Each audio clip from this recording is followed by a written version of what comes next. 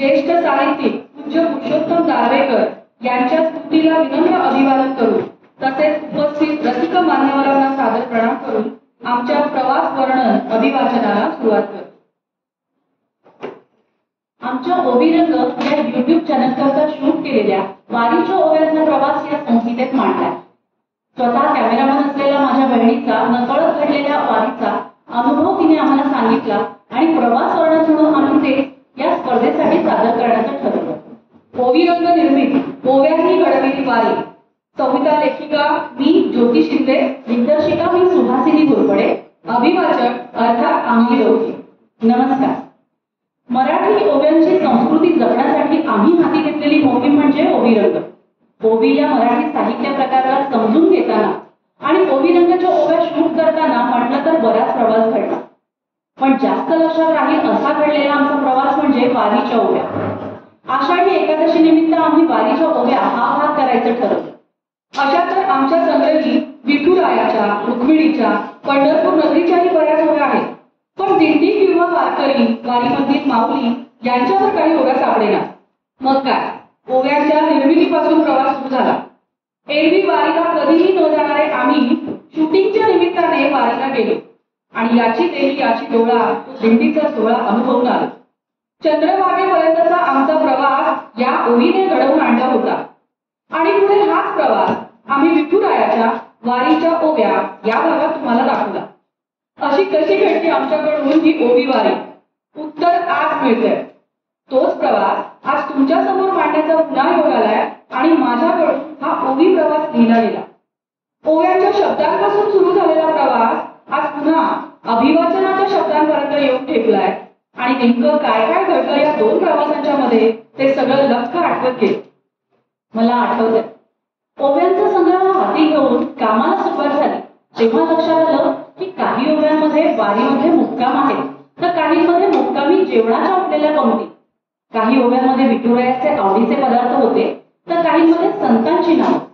मग वारीमध्ये घडणारे काही मुक्काम, जेवणाच्या पंक्ती आणि त्या पंक्तीमध्ये जेवणारी संत मांदियाळी असं हे सगळं एकत्रित बांधायला सुरुवात केली आणि ती वारी जेव्हा पंढरपुरात येऊन पोहोचते तेव्हाचा विलक्षण आनंद, कमालीचं समाधान, लाडक्या माऊलीचं दर्शन असं सारं ओवीच्या शेवटाकडे अशी ती सलग 25 ओव्यांची रचना तयार झाली। जवळजवळ ओव्या सगळ्या रिक्रिएट झाल्या, म्हणजे आम्हाला हव्या तशा लिहून तयार झाल्या। आता पुढचा टप्पा म्हणजे तिचा सांगीतिक प्रवास। आमच्या संगीत दिग्दर्शिकेने म्हणजे सुखदाने या ओवीला चाल लावताना तिला एका वेगळ्याच उंचीवर नेऊन ठेवलं। वारीच्या मुक्कामापासून पंढरपूर नगरीपर्यंत किंवा माऊलीच्या दर्शनापर्यंतचा ओवीचा ग्राफ कसा हळूहळू चढत जाईल हे विचार करायला लावणार होतो। बरं, शूट करताना एरवी प्रत्येक भागात एक ओवी एक नायिका असं असतं। इथे या ओव्यांमध्ये मात्र तिघी जणी आणि त्यांच्या 3 ऍक्टिव्हिटी, म्हणजे सुपात धान्य पाकडणं, जात्यावर धान्य दळणं आणि उकळीमध्ये कांडण, अशा 3ही गोष्टी असणार होत्या। त्यामुळे मग त्या जात, उखळ, पाकडणं याचाही एक विशिष्ट ठेका किंवा मग दिंडी आहे तर थोडा टाच, फळ्यांचा रिदमिक टच असं सारं असणार आहे। आणि ओवीमध्ये प्रवास जसजसा पुढे सरकतो तसा तो गाता नाही, त्या 3ही ताईमांच्या मुखातून उलगडत जातो। खरं म्हणते, या सगळ्याचा एकंदरीत विचार करून माझ्याकडून माऊलीने घडवलेली ही ओवी म्हणजे मी न करता केलेली आषाढी एकादशीची वारी।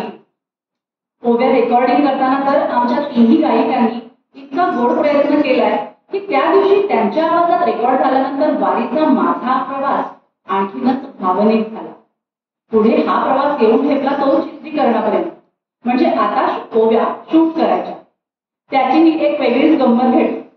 या शूटसाठी निवडलेलं घर म्हणजे वरसई गावामधील अनंत टिळकांचा जुना वाडा। एकदम ऐसपैस आणि टिपिकल जुनी रचना। सुंदर देवघर, लाकडी मोठा झोपाळा, भली मोठी संदूक, जुना लाकडी कोरीवकाम असलेला आरसा, अशा बऱ्याच पारंपरिक गोष्टींनी भरलेला आणि आज तागायत जपलेला असा हा वाडा। आता 3 नायिकांना एका फ्रेम मध्ये बसवायचं म्हणजे अशी मोठी पडवी असलेलं घरच हवं। म्हणून पुन्हा एका लोकेशन रेकी करताना या वाड्याजवळ येऊन पोहोचलो। पण बघतो तर काय, वाड्याचं दार कडी कुलपानी बंद। कुणी आहे का आसपास म्हणून हाक दिली तर कुणीच नाही। तिथे राखण करायला असणारे एक काका सुद्धा नव्हते। आमच्याकडे फोन नंबर होता तो लावला तर तोही लागेना। आजूबाजूला चौकशी केली तेव्हा कळलं की काका बरेच दिवसात आले नव्हते. आमच्या मनात उगाच काहीतरी येऊन गेलं, कारण काका तसे वयस्कर होते, पण विचारायची सोय नाही, त्यामुळे तोंड पाडून तिकडून निघालो आणि आता या ओव्या शूट कुठे करायच्या याचं उत्तर शोधू लागलो. आणखी पुढे जाऊन तिथल्या देवळापाशी आलो आणि त्या देवळाला लागून असलेली बाळगंगा नदी नजरेस पडली. नदीच्या दिशेने गेलो तर तिथे एक जागा अशी दिसली की काही बायका त्या नदी किनारी कपडे धुत होत्या आणि ते पाहताना अचानक उत्तर सापडलं. नदीवर कपडे धुताना घ्यायच्या काय ओव्या? माझ्या बाकी टीम मेंबर्सना म्हणजे माझ्या कॅमेरामन योगेश आणि सुनीला विचार. चालतंय की, मस्त फ्रेम्स लागले. मागे हिरवळपण खूप सुंदर आहे, नदीचा खळखळाट, स्वच्छ निळा आकाश, छान फ्रेम्स लागते, करूया. रंगीत साड्या वगैरे धुताना वाळवताना शॉर्ट्स मिळतील इकडे. हा ना, कपडे धुता धुता छान ओव्या गातायत असं घेऊ शकतो ना. तसंही पूर्वीच्या काळी स्त्रिया फक्त जात्यावरच दळताना नव्हे तर इतरही घरकाम करताना ओव्या आपसूक गुणगुणायच्या. हेच तर सांगायचा प्रयत्न करतो ना आपण आपल्या कार्यक्रमामधून. अगं हो, पण पावसाचं काय, आता आषाढ सुरू झालाय म्हणजे जोर वाढेल पुढच्या आठवड्यात. मग काय करशील? हो, ते टेन्शन आहेच की, पण बघू अरे, होईल ते होईल, करूया मॅनेज तेव्हाही. तसंही शूट 10 दिवसांनी आहे, हवं तर 2 दिवस आधी पुन्हा चक्कर मारेन मी. आणि तसंच काही वाटलं तर बघू काय करायचं ते. ठरल्याप्रमाणे शूट 2 दिवसांवर येऊन ठेपलं. सगळी तयारी झाली होती, पण नेमकं पावसाने जोर करायला सुरुवात केली होती. आम्ही दोघी जणी ठरल्याप्रमाणे पुन्हा वरसई गावाच्या दिशेने स्कूटीवर निघालो. पाऊस सुरूच होता. नदीकडे पोहोचेपर्यंत मनात खूप सारे प्रश्न आणि येऊन पोहोचलो. पाहतो का काय, नदीला हा पूर आला होता. बाळगंगा नदीने अक्षरशः रौद्ररूप धारण केलं होतं. जो स्पॉट आम्ही ठरवला होता तो तर दिसेनासा झाला होता. आम्ही दोघी स्तब्ध उभ्या होतो त्या नदी किनारी. आता काय भलं कुठं प्रश्नचिन्ह. सगळ्यांची डेट घेतलीये, जेवण, गाडी सगळं बुकिंग झालंय, तयारी झाली. शूट तर त्याच दिवशी करावं लागेल. मग काय, नेहमीच्या आमच्या रानसई गावाची छोट्या घरात शूट करायचं ठरलं. जागा मोठी नसणार आहे, पण करायचा जुगाड, इलाज नाही. असा विचार करून आम्ही दोघी तिथून पुन्हा भर पावसात रानसईच्या दिशेने निघालो. वरसई गावातून माघारी फिरताना वाटेवरून मात्र टिळकांचा वाडा क्रॉस झाला. वाडा डोळ्या समजून जाताना सारखं मनात येत होतं, इकडे झाली असती तर कसलं भारी झालं असतं. हा विचार मनात थैमान घालत होता. गाडी तोपर्यंत जवळजवळ 2 किलोमीटर पुढे आली होती. इनफॅक्ट वरसईच्या वेशीवर येऊन पोहोचलो होतो आणि मी स्कूटी थांबवली. काय झालं ना, परत एकदा गाड्यावर जाऊन बघूया का? ऍक्च्युली माझ्याही मनात आला होता हा विचार. अगं मग बोलायचं ना, मला वाटलं तू ओरडशील, परत नको तिकडे म्हणून. मी हसले आणि स्कूटी युटर्न. चल, दोघीच्या मनात आलंच आहे तर जाऊया. विंचीटर नावाला अंगावर होतं. खरं तर दोघी भिजलो होतो, पण तरीही पुन्हा टिळकांचा वाडा गाठला. टिळकांच्या वाड्याचं मुख्य गेट बंद होतं, पण पुढे जाऊन पाहिलं आणि काय आश्चर्य, घराचं दार चक्क उघडं. हवरड्यासारख्या दोघी भराभरा घराकडे गेलो आणि आशेने घरात शिरलो. अनंत टिळक काका आहेत का घरात? जरा घाबरतच विचारलं. शेवटी टिळक ते नावातच आदरयुक्त भीती असते ना. तसे एक गृहस्थ बाहेर आल्याने उत्तरले, नाही दादा नाही आला, मी आलो. अशोक टिळक, त्यांचा धाकटा भाऊ. आम्ही दोघे आलटून पालटून येत असतो. यावेळी मी आलोय. कालच आलो. तुला काय काम आहे? मग काय, काकांना सगळा प्रकार सांगितला. या आधी इकडे शूट केले तेही सांगितलं आणि मग मात्र समोर उभं राहिलेलं संकट सांगितलं. नदीला पूर आलाय काका आणि शूट 2 दिवसात म्हणजे परवा आहे. तेवढी अडचण समजून शूटसाठी परवानगी दिली तर? विचारतो दादाला. आणि त्यांनी फोन लावला. आम्हीही अनंत काकांना आधी येऊन गेल्याची आठवण फोनवर सांगितली आणि पुन्हा अशोक काकांकडे फोन दिला आणि एकमेकींकडे बघत राहिलो. आता काय उत्तर देतील काका फोन ठेवल्यावर. काका हो म्हणा असं मनात म्हणतच होतो. तेवढ्यात काकांनी फोन ठेवला आणि म्हणाले, या तुम्ही परवा, करा इथे ओव्या शूट, मलाही बघायला आवडेल तुमचं काम. शपथ, इतका आनंद झाला होता सांगून. विठुरायाची ही ओवी याच घरात घडावी अशी मनापासून इतकी इच्छा होती की 2 दिवसांवर असलेलं शूट जे नदीवर होणार होतं ते फिरून फिरून पुन्हा इथेच येऊन ठेपलं. विठुराया पदोपदी भेटत होता आणि त्या ओव्या ठरल्या दिवशी ठरल्याप्रमाणे शूट झाल्या. घरातील सगळ्या स्त्रियांना वारीला जाणं शक्य व्हायचं असं नव्हतं. संसाराचा गाळा ओढताना वारीचा आनंद ओव्या गागात अनुभवायचा, हेच भाव आम्ही आमच्या नायिकांकडून करून घेतले. ओवीचा सुरुवातीचा मूड ते शेवटपर्यंतच्या त्यांच्या भावना तिन्ही नायिकांनी आम्हाला हव्या तशा मांडल्या. ओव्या म्हणजे जुन्या काळी गायकांचे विचार, त्यांची मतं, त्यांच्या भावना मांडण्याचं प्रभावी माध्यम आणि तितकंच तेव्हाचं करमणुकीचं साधनही होतं. तेव्हा त्या फार काही ऍक्टिंगचे तारे न तोडता साधेपणा आणि देवावरची निर्व्याज भक्ती एवढंच त्यांच्या चेहऱ्यावर हवं होतं आणि त्या तिघींनी त्यांच्या कलेतून ते उत्तम मांडलं. आमच्या नायिका पॅकअप नंतर रात्रीच्या ट्रेनिंग घरी गेल्या. आम्ही मात्र आवराआवरी करून झोपेपर्यंत रात्रीचे 12:30 झाले होते. बाकी सगळ्यांसाठी पॅकअप होतं, पण मी आणि माझी कॅमेरा टीम आमच्या पॅकअपसाठी अजून 1 दिवस बाकी होता. कारण दुसऱ्या दिवशी पहाटे पहाटे आम्ही निघणार होतो वारीला. खऱ्या खुऱ्या वारीला बरं. खरा प्रवास तर इथे घडला. पहिल्यांदाच आम्ही ओवीच्या विषयाशी रिलेटेड व्हिज्युअल सुद्धा दाखवायची म्हणून वारी शूट करायचं ठरवलं होतं. एरवी 8 ते 10 ओव्यांचा भाग दाखवताना त्या स्त्रियांची एखादी ऍक्टिव्हिटी म्हणजे ती तळण गळतेय किंवा सडा रांगोळी काढतेय किंवा मग चुलीजवळ भाकर थापतेय असं काहीतरी दाखवत होतो. पण या 25 ओव्या सगळं म्हटल्यावर ह्या तिघी बायका आणि यांच्या या 3 स्त्रिया तरी किती वेळ दाखवणार, म्हणून मग जोडीला ऍक्च्युअल वारीचे काही क्षण दाखवायचं ठरलं. मग काय एकदा ठरलं म्हणजे ठरलं.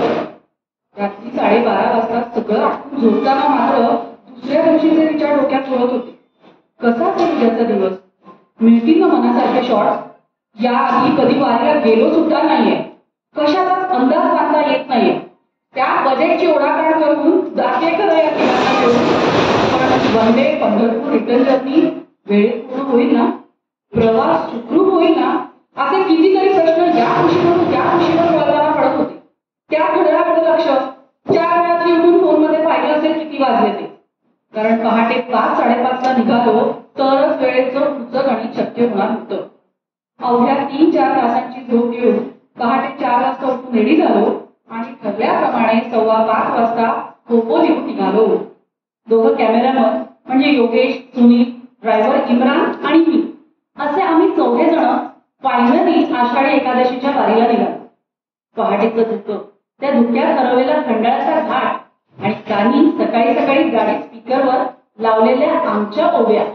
विठ्ठल विठ्ठल छंद लागला जीवाला, एकदा जायाचं पांडुरंगाच्या गावाला, बबी गाते गणित विठ्ठल किऱ्याला, खाली मोती तुम्ही तुऱ्याला, विठ्ठल विठ्ठल हरी जय हरी. 17 जुलैला आषाढी एकादशी होती. त्यामुळे वारी कुठून कुठे कशी जाणार याचा आराखडा पूर्ण माहिती आम्ही घेतली होती आणि त्यानुसार आजच्या दिवशी म्हणजे 4 जुलैला वारी पाचवड मुक्कामी असणार होती. मग तिथून पुढे सोपानदेवांच्या पालखीसोबत पुढचा टप्पा म्हणजे जेजुरी गाठणार होतो. तेव्हा ना छान उजाडलं होतं आणि आम्ही पूर्ण क्रॉस करून सासवडच्या जवळपास आलो होतो. म्हटलं आता नाश्ता करून घ्यावा. पुढे ट्रॅफिक लागणार हे निश्चित, कारण वारीची गर्दी जाणवायला लागली होती.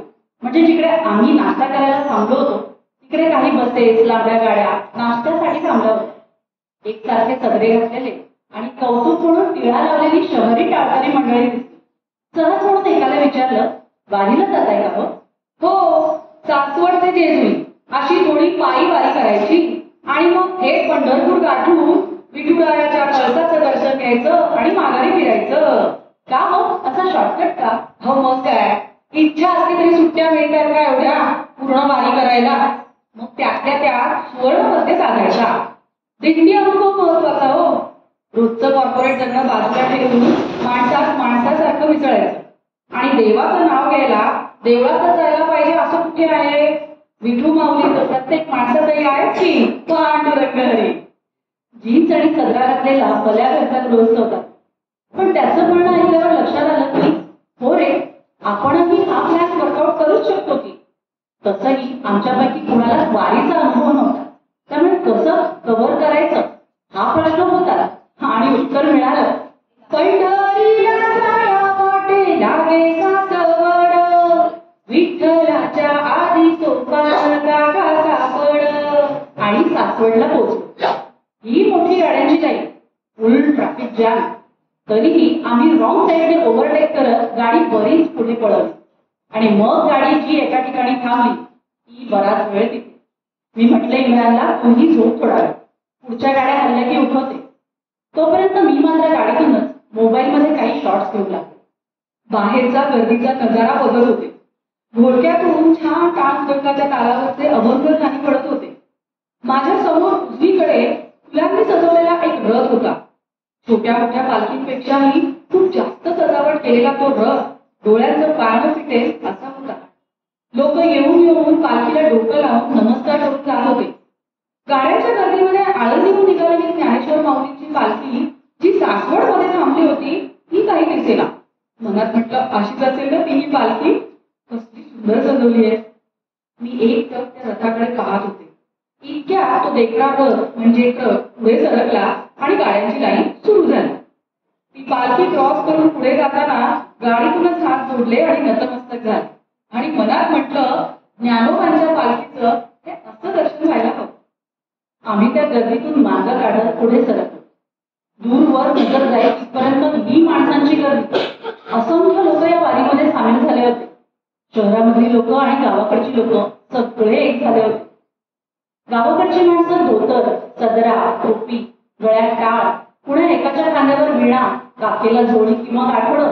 तर शहराकडची माणसं shirt, pant, jeans, kurta, cap, पाठीवर सॅक आणि हातात सेल्फी स्टिक. गावाकडच्या माऊली नऊवार साडीमध्ये, कपाळावर कुंकवाचा टिळा, डोक्यावर तुळस घेऊन, तर शहराकडील माऊली पंजाबी ड्रेस, गोल साडी, डोक्यावर कॅप, खांद्याला पर्स किंवा एखादी हँडबॅग वगैरे घेऊन निघाले होते. राहणीमान प्रत्येकाचं निराळं असलं तरी भावना मात्र सगळ्यांच्या सारख्या होत्या आणि मुख्य सगळ्यांच्यात हरिनामाचा गजर. जसे शहरातील पुरुष मंडळी कीर्तनात आणि अभंगात सामील झाले होते, तशाच शहराकडच्या ताईमाई सुद्धा गावाकडील माऊलींसोबत फुगड्या घालून फेर घालून नाचायला लागल्या होत्या. ओळख कोणाचीच कोणाशी नव्हती, पण वारीमध्ये सगळे असे एकत्र झाले होते की जणू काही घरातच एकत्र निघाले. कॉर्पोरेट दिंडी आणि वारकरी दिंडी कधी आणि कुठल्या टप्प्यावर एक झाली हे सांगणं निव्वळ अशक्य. इतकेच एका पोलिसाने आमची गाडी थांबवली. का कुठं दिंडी का? इम्रानने काय उत्तर द्यायच्या आतच मी म्हटलं, जेजुरी दादा, जेजुरीला जायचंय, मग पंढरपूर. इकडून बघावाच्या गाडी जाते. तुम्हाला जेजुरी डायरेक्ट जायचं तर निघा इकडून. हा उजवीकडचा रस्ता काय जेजुरी काढा, पुढे पंढरपूर रस्ता आतरी मोकळा आहे. निघा निघा इकडून लवकर, पुढे अडका, तुला कुठं जायचंय? असा मागच्या गाडीकडे बोलतच गेला आणि आम्हाला हात दाखवून वाट मोकळी करून दिली. आम्ही मग कसलाही विचार न करता पोलिसांनी दाखवलेल्या रस्त्याला गाडी वळवली. मॅपवर जेजुरी टाकलं. मी वळण घेत सुसाट निघालो. तसा हा दूरचा रस्ता होता, पण गर्दीचा मोठा पॅच पार करून आम्ही जेजुरी गाठणार होतो. पंढरीला जाया वाटे लागली जेजुरी, विठ्ठलाच्या आधी देव भेटला म्हणणारी. आणि जेजुरी गाठली. मग काय, एका ठिकाणी गाडी लावली आणि येणाऱ्या गर्दीचे शॉर्ट्स घेऊ लागले. सासवड मधून निघालेला दिंडीचा महासागर दुपारपर्यंत जेजुरीत पोचणार होता, पण सासवडची गर्दी इथपर्यंत सलग आहे हे पाहून आम्ही मात्र झालो. मल्हाराचे नावाने पिवळे मळवट भरलेली कपाळं जागोजागी दिसत होती. जेजुरीच्या खंडेरायाच्या दर्शनालाही लोक मंदिराच्या दिशेने जात होती. चहू बाजूला भंडारा उधळत नाचणाऱ्या वारकऱ्यांचे मस्त शॉट्स मिळाले. कितीतरी माऊली पालखी रस्त्याच्या कडेला थांबवून मुळक्याने रिंगण करून छान ताल धरत होते. खूप भारी वाटत होतं शॉट्स घेताना. काय हा निखळ आनंद. अगदी चिमुकल्यांपासून नव्वदीच्या आजी आजोबांपर्यंत सगळे फेर करून नाचत होते. अनोळखी असूनही जो तो एकमेकांच्या माऊली माऊली म्हणून पाया पडत होता. खरंच यार, कुठल्या जगात राहतो आपण आणि हा आनंद आपण का नाही अनुभवला कधी. मनासारखे शॉर्ट्स घेत आम्ही मात्र पुढे निघालो.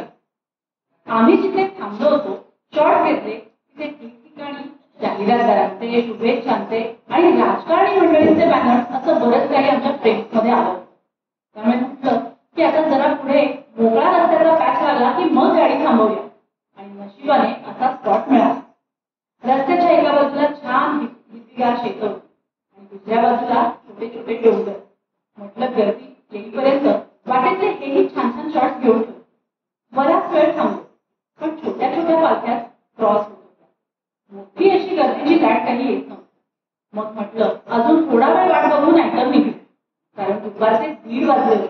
आणि पंढरपूर आम्ही होतो तिथून अजून 3 तासांवर होतो. इतकेच माझी नजर रस्त्याच्या जवळ असलेल्या एका छोट्या देवळाकडे गेली. पुण्या एका पालखीसोबतचे वारकरी विश्रांतीसाठी थांबले होते. जरा जवळ गेले तर दिसलं काही माऊली दगडाच्या चुलीवर मोठ्या पातेल्यात खिचडी भात करत होत्या.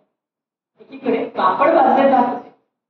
भुकेची वेळ पडल्यावर जेवणाची गडबड चालू होती आणि देवळाच्या एका बाजूला लहान मुलांच्या पंक्ती बसल्या होत्या. एक चिमुकला नातू आपल्या आजोबांना दही भात खाऊ घालत होता आणि आपोआपच मी ओव्या म्हणायला लागले. तिसऱ्या पंगतीला वाढीते दही भात, पंगतीला विठूच्या जेवले एकनाथ, चौथ्या पंगतीला वाढीते शेंग भेटी, नामदेव घास घाली विठूच्या तोंडी, विठ्ठल विठ्ठल हरी जय हरी. माझ्या पुढच्या पंक्तीच्या 8 ओव्या मला माझ्या समोर घडताना दिसत होत्या. त्या सगळ्या वारकऱ्यांमध्ये मला ही संत मांदियाळी दिसू लागली. थोडं पुढे आंब्याच्या डेरेदार झाडाखाली काही वारकरी वामकुक्षी करता आडवे झाले होते. ना चटई ना चादर, पण जणू काही धरणी मातेच्या कुशीत ही मंडळी निवांत दिसावली होती. एक नजर त्या झाडाला टेकून उभी असलेल्या वीणेकडे गेली. वीणा खाली ठेवायची नाही म्हणून तिला झाडाच्या छोट्या खोडाला खांद्यावर अडकवतात तशी अडकवली होती. वीणे तरी कधीच वीणा खाली ठेवत नाही. मंदिरात नाही का विणेकरांची पारी असते. आता त्या आंब्याच्या झाडाने जणू काही ती पारी घेतली होती असं वाटलं. हळूहळू गर्दी येऊ लागली होती. तसे आम्ही तेही शॉट घेतले. मग आम्हीही आमच्या पेटपूजेसाठी गाडी फलटणकडे पळवली. कारण आता आमच्याकडे ही वेळ कमी आणि अंतर मात्र जास्त कापायचं होतं. दुपारी 3 वाजता फलटणच्या पुढे एके ठिकाणी जेवून निघालो. आता इथून पुढे 1.5 तासांवर पंढरपूर होतं आणि बघता बघता आम्ही विठुरायाच्या नगरीमध्ये एंट्री केली. आषाढामध्ये विठुरायाचं दर्शन घ्यायचं म्हणून आधीच पोहोचलेली गर्दी दिसत होती. मंदिराकडे कुठून कसं जायचं याची चौकशी करत करत आम्ही सुद्धा चंद्रभागेच्या तिरी पोहोचलो. वा, काय ते चंद्रभागेचं रुपडं! वर निळं स्वच्छ आकाश आणि सुंदर सुंदर लाकडी होड्यांनी सजलेला किनारा. त्या भाविकांची गर्दीही सुंदर दिसत होती. विठुरायाच्या पुण्यभूमीतील ही नदी तितकीच पवित्र मानली जाते. त्यामुळे दर्शनाच्या आधी हिचा पदस्पर्श हवा आणि हिच्यासोबत किनाऱ्यावर बसलेलं विठ्ठलाच्या श्रेष्ठ भक्त पुंडलिकाचं दर्शन. आम्ही त्या पुंडलिकाच्या मंदिराचे शॉट्स घेतले आणि सूर्यास्ताच्या आधी मंदिराच्या कळसाचा शॉट मिळायलाच हवा म्हणून घरावर मंदिराच्या दिशेने निघालो. त्या मुळाचा थाटपणी पायरी नाम्याची, विठ्ठलाच्या आधी भेट गरुड खांबाची. माझ्या ओवीतील शब्दांप्रमाणे संत नामदेवांची पायरी ज्याला म्हणतात ते स्थान दिसले. आता ह्याचा छान शॉट कुठून बरं मिळेल? म्हणजे आसपासच्या इमारती मी पाहत होते की कुणाच्या तरी गच्चीतून ह्याचा शॉट मिळाला तर. इतक्यात मागच्या दुकानातून एका काकांनी मला विचारलं, काय ताई कसलं शूटिंग? शैक्षणिक डॉक्युमेंटरी शूट आहे काका. ओवी विषयावरती आम्ही काम करतो म्हणून मग आषाढी एकादशीच्या ओव्यांसाठी काही शॉर्ट सेलेक्ट घेतोय. असं का? बरं बरं, मग एक सुचव का? आमच्या दुकानाच्या मागून त्या गल्लीतून एक जिना वर जातो. आपल्याच ज्वेलरची बिल्डिंग आहे ती. त्याच्या गच्चीतून नामदेवाचा कळस लय भारी दिसतो. माझ्या मनातलं बोलला हा माणूस. काय सांगता? खरं जाता येईल आम्हाला वर गच्ची? हो चला की येतो.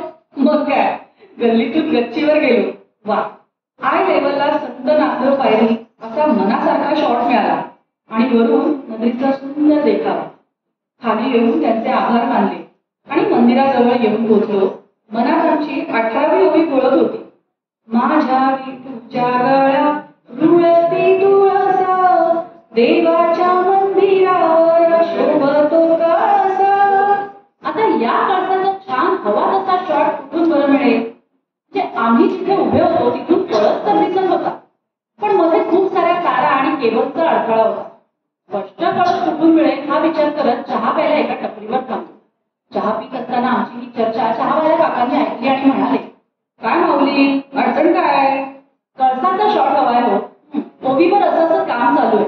आता ओवी मधून कळस दर्शन लोकांना कसं द्यायचं? अवघड काय त्या? बाजूला 2 बिल्डिंग सोडून तुकाराम भवन आहे, तिकडे जा.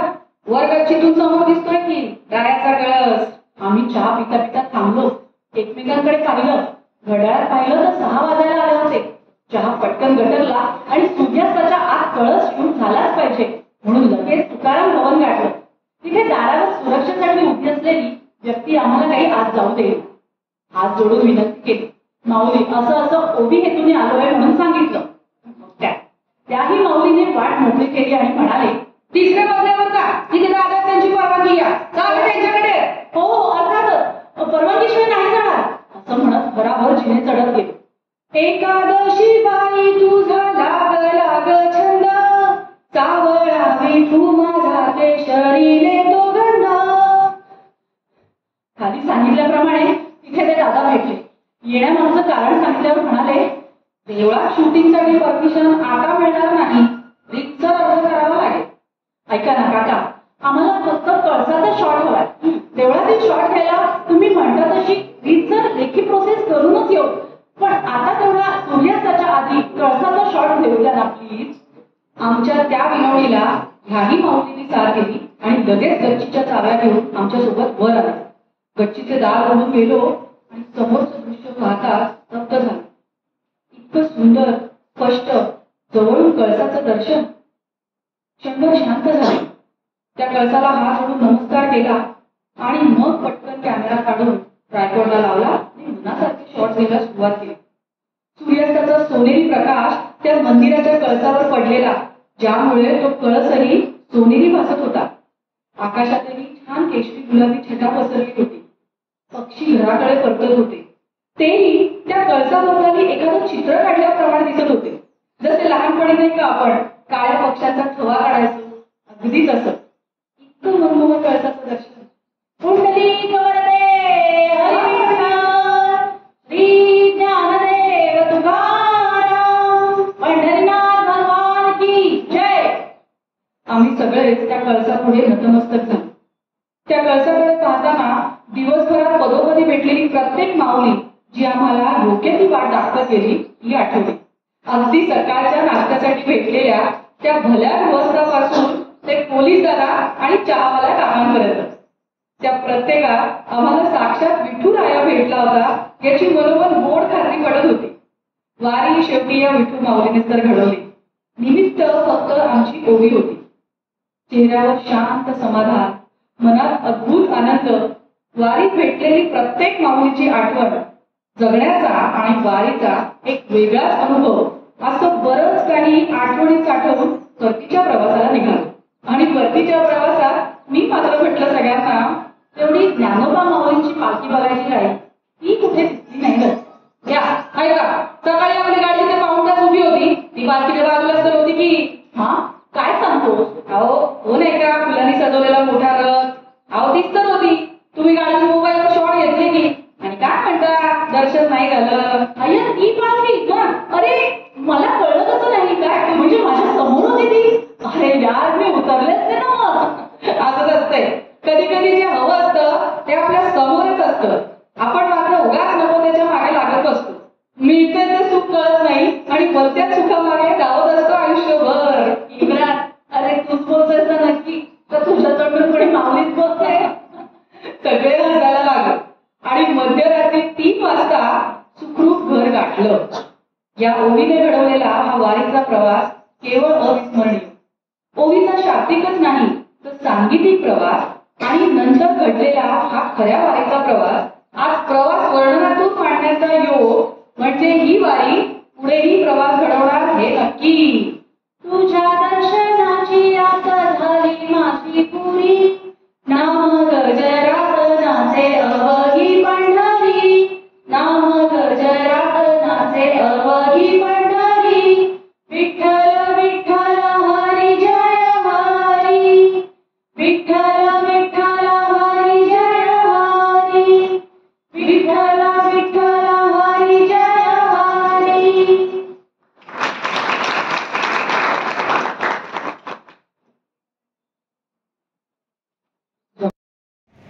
यांच्या अभिवादनातून खरा वारी पंढरी वारी कसा असावा किंवा वारीचा प्रवास वर्णन कसा असावा त्यांनी सांगितलं. तर विठ्ठल मंदिरात नाही तर तुमच्या आपल्या सगळ्यांच्या मनात विठ्ठल जगलेला आहे हे त्यांनी त्यांच्या अभिवादनातून सांगितलं. त्याचप्रमाणे गावाकडची मंडळी वारीला कशी जाते, त्यांचा पोशाख कसा असतो, त्याचप्रमाणे पोशाख कसा असतो त्यांनी हे सांगितलं. धन्यवाद. तुम्ही वापर केला नाही तसं वाटतं